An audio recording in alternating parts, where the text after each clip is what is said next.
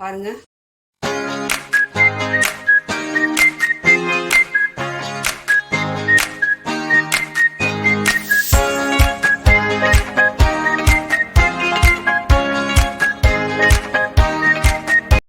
Hi, hello, வாங்க. எப்படி இருக்குதுங்க? நல்லா இருக்குதுங்களா? இன்றைக்கி அஸ்வின் சீக்ரெட் சமையலில் வந்து நம்ம வாழைப்பழம் கேக் பண்ண போகிறோங்க.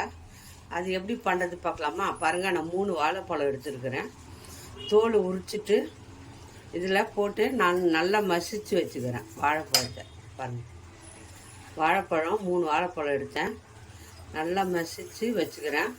நல்லா இதில் போட்டுட்டு ஒரு ப்ரெஷர் வச்சு நல்லா வாழைப்பழத்தை நல்லா இந்த மாதிரி பண்ணிடுங்க. சூப்பராக வாழைப்பழம் தெரியுதுங்களா? வாழைப்பழம் இப்போ இதில் 3 முட்டை உடச்சி ஊற்றிப்போம். பாருங்கள், 3 முட்டை எடுத்துக்கிறேன். இதில் 3 முட்டை உடச்சி ஊற்றி நம்ம இதை நல்லா மிக்ஸ் பண்ணிக்கலாம். வாழைப்பழம் நல்லா பழமாக இருக்கிற பழத்தை போட்டுக்கோங்க, அதுதான் டேஸ்டியாக இருக்கும். வாழைப்பழம் கேக்கு அவ்வளோ சூப்பராக வரும். நம்ம குக்கரில் தான் பண்ண போகிறோம். அது எப்படி பண்ணுறது பாருங்கள், ஈஸியாக பாருங்கள். பழம் நல்லா கலக்கி முட்டையை உடச்சி ஊற்றி நம்ம கலக்கிடுவோம். பாருங்கள், முட்டையை உடச்சி ஊற்றி நான் நல்லா கலக்கிட்டேங்க. பாருங்கள், நல்லா முட்டையை போட்டு நம்ம ரொம்ப நேரம் நல்லா ப்ரெஸ் பண்ணணும். ஏன்னா நொறையாக வரணும்.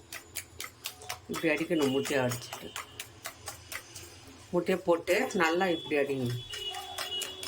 பாருங்கள், நொறையாக வருது பாருங்கள். நல்லா பழமாக இருக்கணும் வாழைப்பழம், அப்போது நல்லா வரும் கேக்கு புசு புசுன்னு. நம்ம நல்லா முட்டையை போட்டு ஒரு 10 நிமிஷம் கைவிடாமல் நல்லா இந்த மாதிரி எடுத்துக்கோங்க. எடுத்துட்டு இப்படி நல்லா ப்ரெஸ் பண்ணிடுங்க. பாருங்கள், வாழைப்பழம் எல்லாம் அப்படியே வாழைப்பழம் பார்த்தீங்களா, நுரை வருதா? நுரை வர மாதிரி நல்லா அடிச்சுக்கோங்க. 10 நிமிஷம் கைவிடா. பாருங்கள், 1/2 கப்பு சர்க்கரை எடுத்துக்கலாம். 1/2 கப்பு சர்க்கரை எடுத்துக்கோங்க. சர்க்கரையை போட்டு நல்லா நம்ம பொடி பண்ணல, சர்க்கரை முழுசாக தான் போடுறோம். நல்லா நீங்கள் இது பண்ணினே இருந்தால் தான் சர்க்கரை கரையும். சர்க்கரை கரையிற அளவுக்கு நீங்கள் நல்லா இப்போவே வாழைப்பழ வாசனை நல்லா இருக்குது.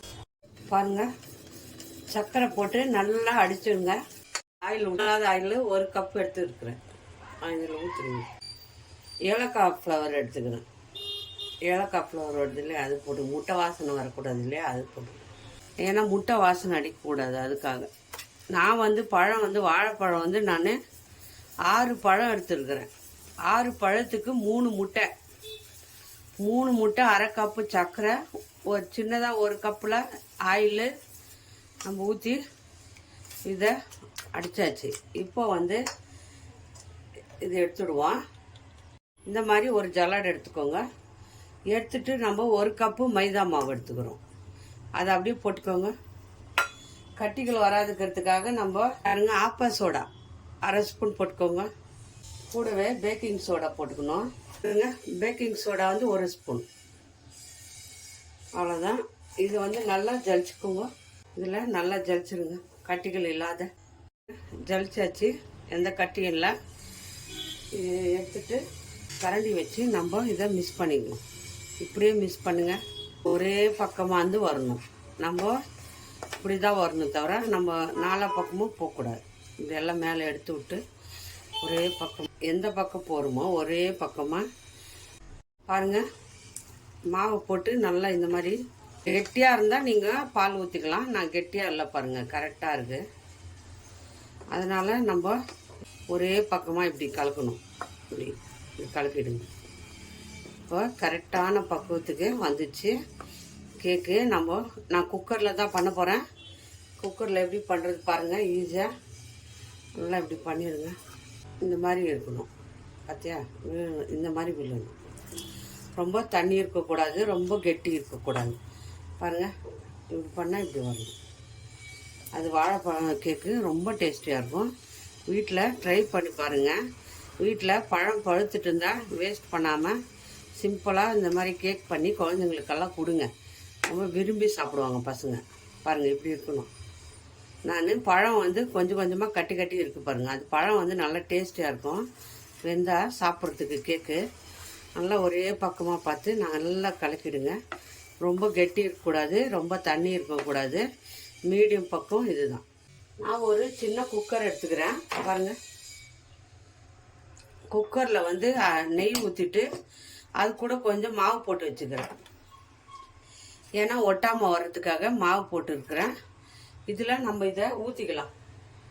பாருங்கள், குக்கரில் வந்து கொஞ்சமாக நெய்யை ஊற்றி அதில் கூட கொஞ்சம் மாவு போடுங்க. அப்போ தான் நல்லா ஒட்டாமல் வரும், சிம்பிளாக இருக்கும். இப்போ இதை வந்து நம்ம இதில் கேக்கை இதில் ஊற்றிடுங்க. இந்த மாதிரி பக்குவத்தில் ஊற்றுங்க. பட்டர் பேப்பர் இல்லை என்கிட்ட, அதனால் நான் பட்டர் பேப்பரு, நீங்கள் பட்டர் பேப்பர் இருந்தால் பட்டர் பேப்பர் போட்டுக்கலாம். இந்த மாதிரி குலுக்கிக்குங்க. நல்லா வந்து குலுக்கிட்டு நம்ம குக்கரை மூடி வைக்க போகிறோம். இந்த மாதிரி தவா வச்சுக்கோங்க. இரும்பு தவா இருந்தால் நான் சூடு பண்ணிட்டேன். நல்லா சூடாக இருக்குது, நல்லா சூடாக இருக்கணும். அதுக்கப்புறமா நம்ம அந்த குக்கரை கேக் ஊற்றி இருக்கிறோம்ல அதை எடுத்து இது மேலே வச்சுருங்க. குக்கரை இது மேலே வச்சு நம்ம இதை க்ளோஸ் பண்ணிக்கலாம். பாருங்கள், பெல்ட்டு போட்டுக்கிறேன், ஆனால் விசிலு போடல. பெல்ட்டு போட்டுருக்கிறேன், விசிலு போடல, அவ்வளோதாங்க.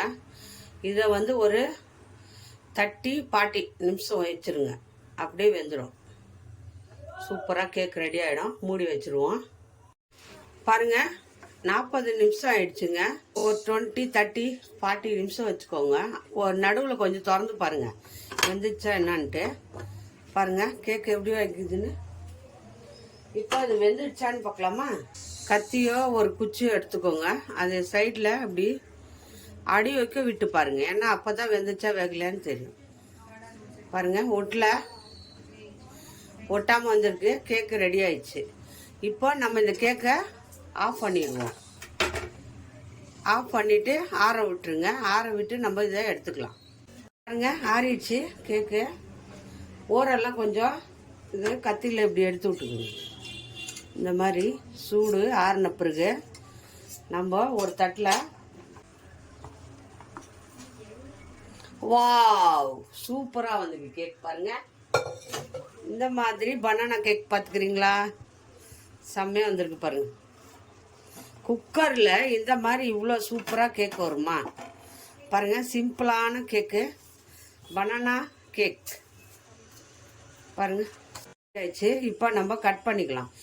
குக்கரில் கூட கேக் பண்ணலாங்க, செம்மையாக வரும். எப்படி கட் பண்ணுறது பாருங்கள். குக்கரில் கேக்கு செம்மையாக வருங்க. இது ட்ரை பண்ணுங்க வீட்டில். ரொம்ப ஈஸியாக குக்கரில் நான் செஞ்ச மாதிரியே செய்யுங்க.